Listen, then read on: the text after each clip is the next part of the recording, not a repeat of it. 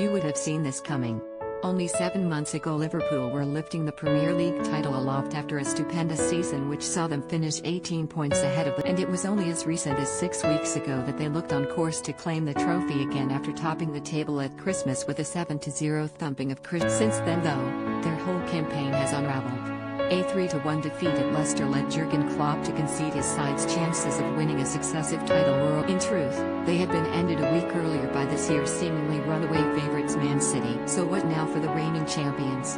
First things first for Klopp, his admission offered a stark reflection of the situation Liverpool now find. "I don't think we can close that gap this year," he said after the Leicester defeat. "We have to win football games."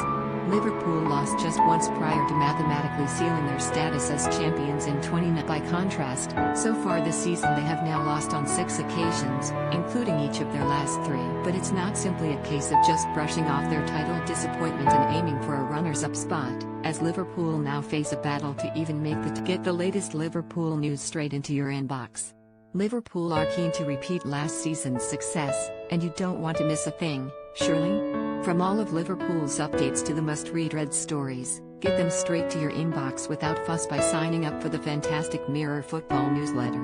It's been an extremely interesting start to the season for Jurgen. They got their title defense off to a shaky start as they edged out a 7-goal thriller against Leeds, before going on to conceded 7 in a hammering by Virgil van Dijk's season was ended by injury in the 2-2 draw at Everton, leaving the title favourites looking far less secure at the back, especially with the Lison's injury worries too. But Terry's no slowing down in what is going to be a busy campaign, with Klopp ensuring his men continue at full pace as they bid for more. The easiest way to keep up with everything going on at Anfield? It's by signing. Put your email at the top of this article or follow the instructions. As BT Sport pundit Rio Ferdinand so eloquently put it, it's a calamity. Confidence has been taken out of. They go 1 goal up and last season yet say game over. But now you're not confident in them now.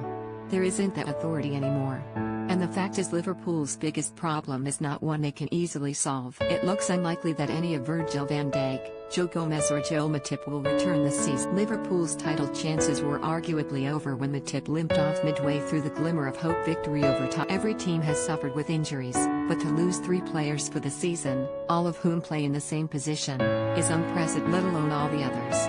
Their absences have derailed Liverpool, and also pulled Jordan Henderson and Fabinho, when Hess fit and available, out of midfield. Even the arrivals of Ozan Kabak and Ben Davies were never going to get Liverpool firing on all cylinders. No team in the top flight would be expected to win the league with up to 4 of their key players missing or out of position, nor win much else for that. Now their targets for this season must be re-evaluated as a result.